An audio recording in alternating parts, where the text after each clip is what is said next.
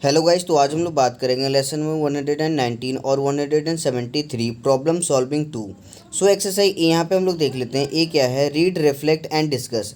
यहाँ पे हम लोगों को इसे पढ़ना है जो कि एल्बर्ट आइंस्टाइन ने लिखा है। उसके बाद हम लोगों को ये समझना है, फिर हमें इसके ऊपर डिस्कशन करना है। ठीक है, तो है क्या ये, हम लोग पढ़ लेते हैं। ये पूरा एक सेंटेंस है। क्या है? We can not solve our problems with the same thinking we used when we created them.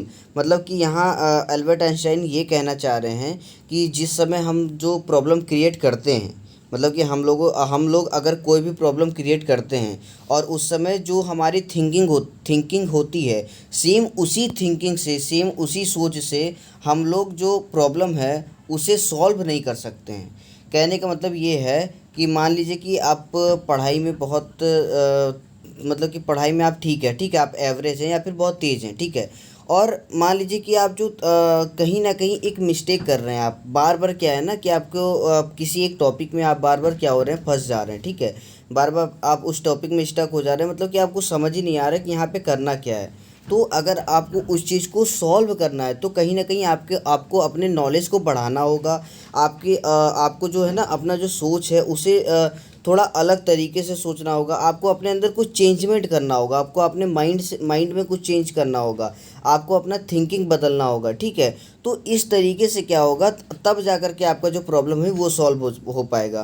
क्योंकि अगर सेम थिंकिंग से अगर आप उसे सॉल्व करने की कोशिश करेंगे तो वो चीज़ सॉल्व नहीं होगा, ठीक है। तो ये एल्बर्ट आइंस्टाइन ने ये चीज़ कहा है यहाँ पे। नाउ एक्सरसाइज बी देख लेते हैं हम लोग। बी क्या है? Reflect and discuss. अब यहाँ पे देखिए कहा क्या गया है। सबसे पहला देख लेते हैं हम लोग। फर्स्ट क्वेश्चन क्या है? Do we have more problems than our ancestors. Ancestors मतलब देखिए क्या होता है, हमारे जो पूर्वज कहते हैं ना, जिन्हें मतलब बहुत जो मतलब हमारे दादा के दादा होते हैं, हमारे दादा दादी भी कह सकते हैं, या उनके दादा दादी या उनके दादा, मतलब जितने भी पुराने हैं हम लोगों के पहले जो जो थे, उन्हें हम लोग अपना पूर्वज कहते हैं। उन्हीं इंग्लिश में उन्हें हम लोग एंसेस्टर कहते हैं, ठीक है। सो अब यहाँ पूछा गया है क्या हम लोगों के पास उनसे ज़्यादा प्रॉब्लम है? तो देखिए कंपैरिजन अगर किया जाए तो ज़्यादा प्रॉब्लम तो हम लोग के पास बिल्कुल भी नहीं है। No, we have not more problem than our ancestors. Because अगर एंसेस्टर की बात किया जाए तो देखिए कहीं ना कहीं देखिए एंसेस्टर को भी उतना ही प्रॉब्लम था। हम लोगों को भी आज वही सेम प्रॉब्लम हो रहा है। देखिए एक जो कंडीशन था, एक जो मतलब कि लाइफ स्टाइल था वो चेंज हो गया है, एक तरीका चेंज हो गया है, लेकिन जो प्रॉब्लम्स थे वो प्रॉब्लम्स देखिए चेंज नहीं हुआ। उस समय भी देखिए फाइनेंशियल बहुत लोग को दिक्कत रहता था। आज देखिए फाइनेंशियल बहुत लोगों को दिक्कत होता है, अभी भी दिक्कत होता है, ठीक है। सो देखिए एंसेस्टर हमारे जो पूर्वज, अगर कंपैरिजन करें तो प्रॉब्लम्स देखिए दोनों का कहीं ना कहीं सेम है। दूसरी चीज़ देखिए, पहले भी होता था कि लड़कियों को पहले बाहर नहीं भेजा जाता था। ये चीज़ ज़्यादातर होता था कि लड़कियों को घर से बाहर नहीं निकलने दिया जा सकता था। और लड़कियां जो होती हैं, जो औरतें होती हैं, वो साड़ी में ही हमेशा पहन करके रहती थी। लेकिन अब क्या है, अब जा कर के अब ये चीज़ हुआ है कि लड़कियां बाहर जा सकती हैं, लड़कियां जिस तरीके के कपड़े पहनना चाहती हैं पहन सकती हैं। तो ये सब चीज़ें थे कि कहीं ना कहीं थोड़ा और ज़्यादा सुधरा है, मतलब और ज़्यादा इम्प्रूव हुआ है। सो कह सकते हैं कि उनसे ज़्यादा प्रॉब्लम हम लोग को नहीं है, कहीं ना कहीं उनसे ज़्यादा अच्छा है हम लोगों का लाइफ स्टाइल, ठीक है। क्योंकि पहले बहुत ही ज़्यादा प्रॉब्लम्स थे हर एक इंसान के साथ, ठीक है। मतलब कि ज़्यादातर लड़कियों के साथ और औरतों के साथ कहा जाए तो बहुत ज़्यादा प्रॉब्लम था पहले की अगर बात किया जाए। क्योंकि हमारे दादाजी के टाइम की अगर हम लोग बात करें तो उस समय औरतों को बहुत ज़्यादा स्ट्रिक्ट, मतलब स्ट्रिक्टली रखा जाता था कि वो बाहर नहीं जा सकती हैं, वो किसी दूसरे लड़के से या किसी दूसरे मेल पर्सन से बात नहीं कर सकती। तो इस तरीके की चीज़ें पहले होती थी। और अब क्या है, धीरे धीरे ये सारी चीज़ें इम्प्रूव हो रही हैं। तो ये भी एक तरीके की प्रॉब्लम ही है हम लोगों के लिए कि आप जो मतलब कि लड़कियों को इतना ज़्यादा छूट नहीं दे रहे हैं, तो ये भी कहीं ना कहीं प्रॉब्लम ही है। अब क्या है, अब हर लड़की भी क्या कर रही हैं, अपना अपने हक के लिए लड़ रही हैं। अब उन लोगों को भी एक कह सकते हैं उनके माँ बाप सपोर्ट कर रहे हैं। पहले के माँ बाप सपोर्ट नहीं करते थे, लेकिन अब के माँ बाप उन लोगों को सपोर्ट कर रहे हैं कि नहीं, तुम पढ़ो, आगे बढ़ो। तो ये सारी प्रॉब्लम्स क्या हैं, मतलब अब देखिए इम्प्रूव हो रहा है। तो हम लोगों के पास अब क्या है, उतनी ज़्यादा जो कह सकते हैं उतना ज़्यादा प्रॉब्लम नहीं है जो जितना पहले था। नाउ सेकंड की अगर हम लोग बात करें, सेकंड क्वेश्चन क्या है, सेकंड देख लेते हैं। What are some of our shared problems as a community. मतलब कि जो हम लोगों ने प्रॉब्लम शेयर किया है मतलब कि कम्युनिटी के तौर पे देखा जाए, अगर सामाजिक तौर पे देखा जाए तो कैसे मतलब कि कौन से उस वो कुछ प्रॉब्लम्स हैं। तो देखिए अगर कम्युनिटी के अगर देखा जाए हम लोग तो देखिए फाइनेंशियली, सबसे पहले तो फाइनेंशियली अगर हम लोग बात करें तो फाइनेंशियली आप कह सकते हैं कि कम्युनिटी में जो मतलब पूरे कम्युनिटी में ये प्रॉब्लम है, ठीक है। ये सिर्फ पर्सनली हमारी प्रॉब्लम नहीं है, पूरी कम्युनिटी की प्रॉब्लम है ये जो फाइनेंशियली प्रॉब्लम है, पैसे की जो प्रॉब्लम है। तो वो सबसे पहला तो ये हो गया। दूसरा जो मैंने बताया आपको कि पहले लड़कियों को, औरतों को ज़्यादा छूट नहीं मिलता था। ये देखिए एक सामाजिक तौर पे पूरी की पूरी प्रॉब्लम है कि मतलब किसी को भी पहले अगर आप बात करें, बहुत पहले कहने का मतलब हम मैं अपनी बात बता रहा हूँ, मैं अपने दादा दादी की बात बता रहा हूँ। उनके समय की जो बात है ना, उस समय मतलब कि इतना ज़्यादा छूट नहीं मिलता था जितना अभी हम लोगों को मिल रहा है। मैं अपनी घर की बात बता रहा हूँ। आज भी हमारे जो दादा दादी हैं वो आज भी कहते हैं कि लड़कियाँ मतलब कि सूट वगैरह मतलब कि बस पहन सकती हैं, अगर जीन्स नहीं पहन सकती हैं, टॉप नहीं पहन सकती। तो इस तरीके की सोच आज भी है हमारे दादा दादी में। तो दादा दादी भी हमारे कहीं ना कहीं एंसेस्टर ही हैं। तो आज भी अब उनके दिमाग में ये सारी चीज़ें हैं। तो सोचिए उनके समय में कितना ज़्यादा ये सारी चीज़ें रही होंगी। तो ये सारी प्रॉब्लम्स क्या है ना, एक सामाजिक तौर पे हैं। तो कम्युनिटी मतलब कि समाज होता है हम लोग का पूरा। तो एक सामाजिक तौर पे जो प्रॉब्लम्स है, ये सारी प्रॉब्लम्स हैं। नाउ थर्ड की अगर हम लोग बात करें, थर्ड क्या है, which of our problems will continue in future. अब मतलब कि ऐसी कौन सी प्रॉब्लम है जो फ्यूचर में कंटिन्यू रहेगी। तो देखिए फ्यूचर किसी ने नहीं देखा है, सबसे पहली बात है। फ्यूचर किसी ने नहीं देखा है, फ्यूचर में कुछ भी हो सकता है। बट अगर देखिए मेनली जो बात करें, फाइनेंशियली जो बात करें, तो फाइनेंशियल देखिए सबके साथ प्रॉब्लम रहेगा। मतलब मैक्सिमम जो आप कह सकते हैं कि अमीर तो होंगे सब, मतलब कि बहुत लोग रिच पर्सन हैं। बट अगर मैक्सिमम बात करें तो जो इंडिया इंडिया की मैं यहाँ पे बात कर रहा हूँ, तो मतलब कि देखिए फाइनेंशियली प्रॉब्लम सबको कहीं ना कहीं रहेगी ही, ठीक है। देखिए जो रिच पर्सन भी होते हैं उन्हें भी कहीं ना कहीं फाइनेंशियल प्रॉब्लम, वो भी चाहते हैं कि नहीं मेरे पास अगर 4 गाड़ियाँ हैं तो 4 गाड़ियाँ और रहती हैं। कहीं ना कहीं उनके माइंड में ये फाइनेंशियल प्रॉब्लम है, लेकिन ये फाइनेंशियल प्रॉब्लम सबके साथ रहेंगी। तो ये देखिए जो प्रॉब्लम है ना, ये फ्यूचर में रहेगा, ठीक है। सो एक तो ये प्रॉब्लम हो गया। एक और आप मतलब कि देखिए इसमें आप ऐड कर सकते हैं, जैसे कि आजकल देखिए, जैसे देखिए सबसे बड़ा प्रॉब्लम क्या है कि कोई किसी के बारे में सोचता नहीं है, ठीक है। मैक्सिमम लोग मतलब कि आप कह सकते हैं सेल्फिश टाइप के हैं। तो इस तरीके की प्रॉब्लम है, मतलब एक दूसरे का हेल्प करना आजकल उतना ज़्यादा कोई नहीं चाहता है। देखिए चाहते हैं, आप कह सकते हैं कि अगर 100% है, 100% में से 60% भी लोग अगर आप कह रहे हैं कि चाहते हैं, तो 40% लोग हैं कि जो नहीं चाहते। तो ये भी एक प्रॉब्लम है।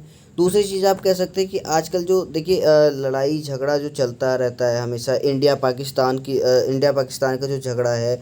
दूसरा मतलब कि सबसे बड़ा जो हम लोग के देश में जो मुद्दा है हिंदू मुस्लिम का, मतलब बेवजह की लड़ाई, मतलब हिंदू को मुस्लिम से लड़ाया जा रहा है, मुस्लिम का हिंदू से लड़ाया जा रहा है। तो ये भी देखिए फ्यूचर में कहीं ना कहीं ये भी कंटिन्यू रहेगा। क्यों कंटिन्यू रहेगा? क्योंकि जो पॉलिटिक्स है ये कहीं ना कहीं खुद जीतने के लिए हिंदू मुस्लिम को भड़काते हैं, ठीक है। और हिंदू मुस्लिम आपस में लड़ जाते हैं कहीं ना कहीं। देखिए पहले जो हमारे पूर्वज थे, पूर्वज में देखिए जो मुग़ल वगैरह भी आ जाते हैं। देखिए हमारे पूर्वज नहीं कह सकते, लेकिन मतलब पुराने समय की बात करें अगर हम लोग, तो जो पहले इंडिया में जो मुग़ल वगैरह आए थे, तो उनके कई शासक जैसे औरंगज़ेब वगैरह जो थे, तो वो लोग जो था ना औरंगज़ेब, तो उसने कितना किया था कि मतलब मंदिर वगैरह हम लोगों का गिरवा करके मस्जिद बना दिया गया। तो ठीक है, मतलब कि वो उस समय की बात हुई थी। मतलब कि अब उस चीज़ पे क्या है, आज झगड़े हो रहे हैं।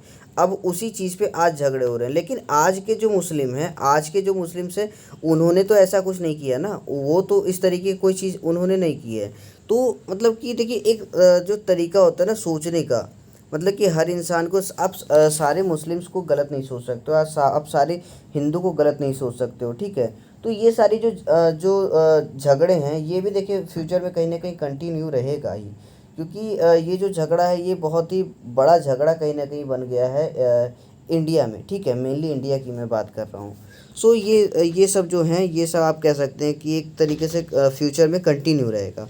ना फोर्थ की अगर हम लोग बात करें, फोर्थ क्या है, what can be done about these problems. अब हम लोग इस प्रॉब्लम्स के ऊपर क्या कर सकते हैं। देखिए अगर फाइनेंशियली की बात करें अगर हम लोग, तो फाइनेंशियली हम लोगों को मोर हार्ड वर्क करना चाहिए और अपने करियर के बारे में सोचना चाहिए हमेशा। और हम लोगों को एक सक्सेसफुल पर्सन बनना चाहिए ताकि हम लोग को फाइनेंशियली प्रॉब्लम ना हो।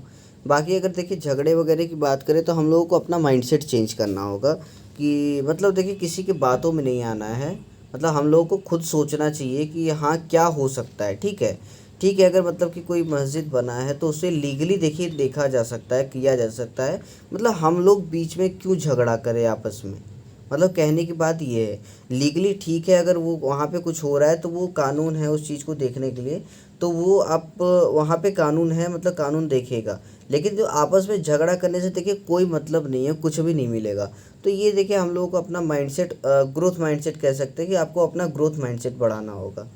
सो ये सारी मतलब ये पूरा टॉपिक्स था, इसके ऊपर आपको डिस्कस करना था। नाउ सी देख लेते हैं। सी क्या है, प्रॉब्लम सॉल्व।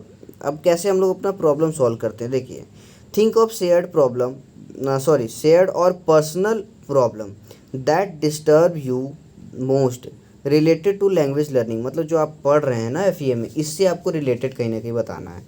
तो मतलब आपको बताना है कि आप जो मतलब कि आपका जो कोई भी पर्सनल प्रॉब्लम हो, जो आपने मतलब कि आप यहाँ पे ऐसा कोई भी प्रॉब्लम बताइए, कहने का मतलब जो आपको बहुत ज़्यादा डिस्टर्ब करता हो। तो अब देखिए लैंग्वेज लर्निंग से अगर रिलेटेड पूछा जाए तो देखिए बहुत सारी प्रॉब्लम्स आपको हो सकती हैं। जैसे सबसे पहला हेजिटेशन आपके अंदर होगा, नर्वसनेस आपके अंदर होगा।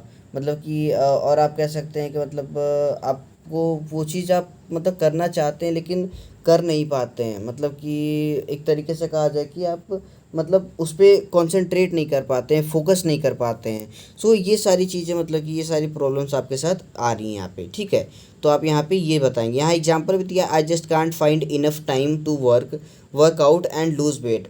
तो यहाँ पे देखिए ये अपनी प्रॉब्लम बताया है। तो अब यहाँ पे आप बताएंगे अपना प्रॉब्लम।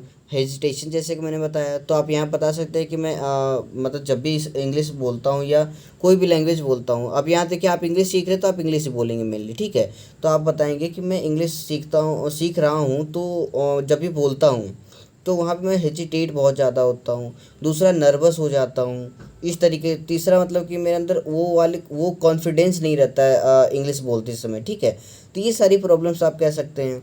तीसरा आप कह सकते हैं कि जब मतलब एफ में मतलब सीखने के लिए मेरे पास बहुत ज़्यादा टाइम नहीं मिल पाता। मैं महीने में 10 दिन 15 दिन अब्सेंट वगैरह भी हो जाता हूँ। तो इस तरीके से देखिए आप अपनी प्रॉब्लम्स यहाँ पे शेयर कर सकते हो। अब आपकी क्या प्रॉब्लम है, आप हेजिटेट होते हो, आप नर्वस होते हो, या फिर आपको अपने ऊपर कॉन्फिडेंस नहीं है, तो ये सारी प्रॉब्लम आपके अंदर कौन सी प्रॉब्लम है वो तो आप जानोगे। मैंने आपको बस एक एग्जांपल दिया कि ये सारी प्रॉब्लम्स आप यहाँ पे शेयर कर सकते हो। ठीक है, नाउ स्टेप 2 देखते हैं। स्टेप 2 क्या है, what are common beliefs about that problem. मतलब कि अब देखिए ऐसा कौन सा कॉमन बिलीफ है इन प्रॉब्लम्स के ऊपर। कॉमन बिलीफ मतलब कह सकते हैं कि ऐसा क्या आपका मानना है कि मतलब ऐसा मैं करूँगा तो ठीक हो जाएगा। ठीक है, जैसे कि मान लेते हैं हेजिटेशन की बात है, तो आप सोच रहे हैं कि मैं क्लास में कम्युनिकेशन करूँगा, मतलब एक दूसरे से मतलब कन्वर्सेशन करूँगा, बातचीत करूँगा, तो वहाँ क्या होगा, मेरा है जो हेजिटेशन है वो सही हो जाएगा। ये ऐसा आपका मानना है। ठीक है, ऐसा आपका मानना है और ऐसा लोगों का भी मानना है। सो आप यहाँ पे लिखेंगे कि मतलब कि जो है कि मैं अगर इस तरीके से क्लास में से बात करके अपना जो हेजिटेशन क्या कर सकता हूँ, ख़त्म कर सकता हूँ। सो यहाँ पे आप ये चीज़ लिख देंगे। ठीक है, नाउ स्टेप 3 पे आते हैं। स्टेप 3 में क्या लिखा है, imagine these beliefs are untrue. मान लीजिए कि अब ये जो बिलीव्स है ये आपका गलत हो जाए, तब आप क्या करेंगे। तब आप देखिए क्या कर सकते हैं यहाँ पे, तब आप यहाँ पे आप बताएंगे कि अगर ये बिलीव्स मेरा गलत हो जाए, मतलब कि जैसे देखिए एक एग्जांपल क्या दिया है ऊपर जो एग्जांपल था, what do you really need to reach your weight loss goal. आई यहाँ पे देखिए क्वेश्चन पूछा गया तो ये बताया है, I need to exercise more 5 days a week for an hour each day. अब देखिए इसमें जो एग्जांपल है, ऊपर एग्जांपल दिया गया है कि मतलब कि वो बोल रहा है कि मैं हफ्ते में 5 दिन और हर दिन 1 घंटा मतलब कि एक्सरसाइज करूँगा तो मेरा वेट क्या होगा, लूज़ हो जाएगा। ठीक है, अब यहाँ लिखा है कि could you still lose weight exercise less frequently. मतलब कि क्या आप कम अभी भी कम मतलब कि कम एक्सरसाइज करके क्या आप अपना वेट लूज़ कर सकते हैं। इफ़ यस हाउ, अगर आप कम कर सकते हैं तो कैसे कम कर सकते हैं। तो देखिए कम अगर आप कर सकते हैं तो देखिए मतलब आप कम एक्सरसाइज में आप कर सकते हैं, क्योंकि आपको देखिए थोड़ा सा टाइम ज़्यादा लेगा। बट अगर आप उस चीज़ को जो कम टाइम में कर रहे हैं लेकिन आप उसमें अपना 100% दे रहे हैं, तो हो सकता है कि आपका वेट लूज़ हो जाएगा। ठीक है, तो उसी तरीके से यहाँ पे अब आपको अपना इमेजिन दीज बिलीव्स आर एंट्रू। अब आपको अपना बिलीव्स बताना है। अब आप अपना यहाँ पे बताएंगे कि मैं यहाँ पे मतलब कि सिर्फ यहाँ पे कन्वर्सेशन करके नहीं कर सकता हूँ, मैं बाहर भी कन्वर्सेशन करूँगा, अपना कम्युनिकेशन स्किल बढ़ाऊँगा। सो इस तरीके से मतलब कि क्या है, मेरा जो हेजिटेशन है वो क्या होगा, सही हो जाएगा। ठीक है। और मतलब कि यहाँ अनट्रू कहने का मतलब है कि मान लीजिए कि वो जो आपने ऊपर यहाँ पे लिखा था वो सही नहीं है। ठीक है। मान लीजिए वो सही ना हो, मतलब कि आप क्लास में बिना पार्टिसिपेट किए ही बस मतलब खुद से प्रैक्टिस करते हुए ही आप सही हो जाएं, मतलब आपका जो हेजिटेशन है वो सही हो जाए। आप घर पे ही बात कर रहे हो या कहीं पे अपने दोस्त से ही बात कर रहे हो, बिना मतलब कि क्लास के यहाँ एग्जाम्पल ही हम लोग नहीं लेते हैं। मतलब कि यहाँ पे अनट्रू कहने मतलब कि मान लीजिए जो आपने सोचा है वो गलत हो गया। ठीक है। मतलब वो सच नहीं है। ठीक है। तो आपको बस यहाँ पे अब यहाँ लिख देंगे कि मेरा हेजिटेशन सही हो जाएगा, मैं अपने ऐसे ही सही ठीक हो जाएगा, मतलब क्लास में नहीं बोल करके अपने दोस्तों के साथ बात करके या घर पे कहीं पे बोल करके मेरा हेजिटेशन ऐसे भी सही हो सकता है। सो इस तरीके से आप यहाँ पे लिखेंगे। नाउ स्टेप 4 क्या है, think possibilities and create new solution. अब मतलब ऐसी संभावनाएं आप बनाइए, मतलब कि एंड क्रिएट न्यू सॉल्यूशन, आप एक नया सॉल्यूशन निकालिए कि आपका हेजिटेशन या नर्वसनेस या कॉन्फिडेंस जो है वो कैसे इंप्रूव होगा, कैसे सही होगा। ठीक है। सो यहाँ पे देखिए, जैसे यहाँ पे एग्जांपल दिया है ये, I could try doing high intensity 15 minute workout 5 days a week. इसी तरीके से मतलब आप अपना एग्जांपल देंगे कि मैं मोर प्रैक्टिस करूँगा और मोर हार्ड वर्क करूँगा, I will do more practice on my hesitation और ऑन माई नर्वसनेस। सो इस तरीके से आप बता सकते हैं। और आप बता सकते हैं कि आप क्लास में मोर पार्टिसिपेट करेंगे। ठीक है। और मोर मतलब आप ज़्यादा बोलेंगे क्लास में, स्पीक आप ज़्यादा करेंगे क्लास में। आप घर पे भी जा कर के प्रैक्टिस करेंगे, आप मिरर में प्रैक्टिस करेंगे, मतलब अपने आप को देख करके आप खुद से बातें करेंगे, तो उससे भी कहीं ना कहीं हेजिटेशन और कॉन्फिडेंस लेवल बढ़ता है। ठीक है। तो ये सारी चीज़ें आप क्या करेंगे, यहाँ पे आप करेंगे, क्योंकि ये सब देखिए पॉसिबल भी है और ये चीज़ आप लोग मतलब कि आसानी से कर सकते हैं। ठीक है। तो ये सारी चीज़ें आप यहाँ पे लिख सकते हैं। नाउ लास्ट देख लेते हैं, लास्ट क्या है, D, thinking with in and outside the box. यहाँ पे देखिए करना क्या है आपको, ये देखिए टोटल 9 बॉल्स हैं और डाउट कह सकते हैं आप, डॉट डॉट है। अब इसे इसमें क्या करना है आपको, आपको 4 लाइंस बनाने हैं बिना पेंसिल को हटाए हुए। मतलब कि अगर आप ऐसे 1 2 3 4 अगर इस तरीके से बना रहे हो तो चारों लाइन आपको बनाने हैं, मतलब बिना पेंसिल को उठाए हुए। ठीक है। सो अब यहाँ पे देखिए लाइन कैसे बनेंगी। और यहाँ पे देखिए ये आउटसाइड द बॉक्स लिखा गया है, मतलब देखिए यहाँ पे इसका लिखने का मतलब यही है कि जितने भी बच्चे होंगे 99% बच्चे क्या करेंगे, इसी में देखिए जो ऐसे ऐसे ऐसे ऐसे बनाएंगे। ठीक है। 1 2 3 4 इस तरीके से क्या करेंगे, लाइंस बनाएंगे वो। ठीक है। लेकिन यहाँ पे देखिए आउटसाइड द बॉक्स, अगर एक बार मतलब आप आउटसाइड द बॉक्स मतलब कि सोच करके देखिए, यहाँ देखिए क्या लिखा है, below 9 dots, set of 3 rows, draw 4 straight lines which go through the middle of the of sorry middle of all of the dots without taking the pencil off।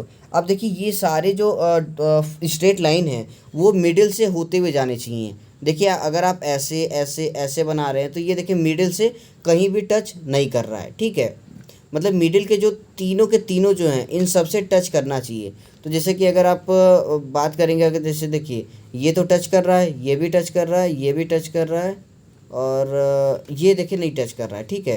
तो कहीं ना कहीं आपका 3 ही लाइन बना। ठीक है। चौथा लाइन आपका नहीं बना है। तो यहाँ आउटसाइड द बॉक्स कहने का मतलब है कि आप थोड़ा आगे की सोचें। ठीक है। थोड़ा अलग सोचें।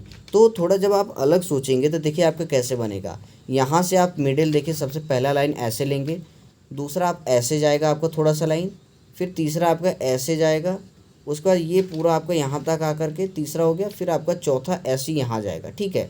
तो ये देखिए आपका ये लाइन बनेगा। ठीक है। कैसे बना, अब देखिए सारे के सारे कहीं ना कहीं मिडिल वाले जो 3 डॉट्स हैं, तीनों डॉट हैं, ये डॉट और ये डॉट तीनों को टच कर रहे हैं। कैसे बनेगा देखिए मैं आपको एक बार फिर से बता दे रहा हूँ, वैसे आप वीडियो रिवाइंड करके आप देख सकते हो, बट मैं फिर से एक बार बताता हूँ। देखिए सिंपली आप देखिए फर्स्ट लाइन ऐसे होगा, सेकंड ऐसे होगा, सॉरी ज़्यादा मैंने खींच दिया बट ऐसे ही होगा, थर्ड ऐसे जाएगा आपका और फोर्थ आपका यहाँ ऐसे टच हो जाएगा। ये थोड़ा सा गड़बड़ा गया। ठीक है। मैं जैसे कि आप लोगों ने समझ लिया होगा। ठीक है। आई थिंक आप लोगों को समझ में आ गया होगा। तो इस तरीके से देखिए बनेगा। सेम इस तरीके से बनेगा। सो इसमें और भी कुछ भी नहीं करना है, बस यही आपको 4 स्ट्रेट लाइन ड्रॉ करना था, मिडिल जो रो है, मिडिल रो को टच कराते हुए, ठीक है। So thank you so much for watching this video. इस लेसन में सिर्फ इतना ही था। आई होप आप लोग को अच्छी तरीके से समझ में आ गया होगा, बट फिर भी अगर आप लोगों को कहीं भी कोई भी डाउट हो तो आप मुझे कमेंट करके या फिर इंस्टाग्राम पे मुझसे पूछ सकते हो।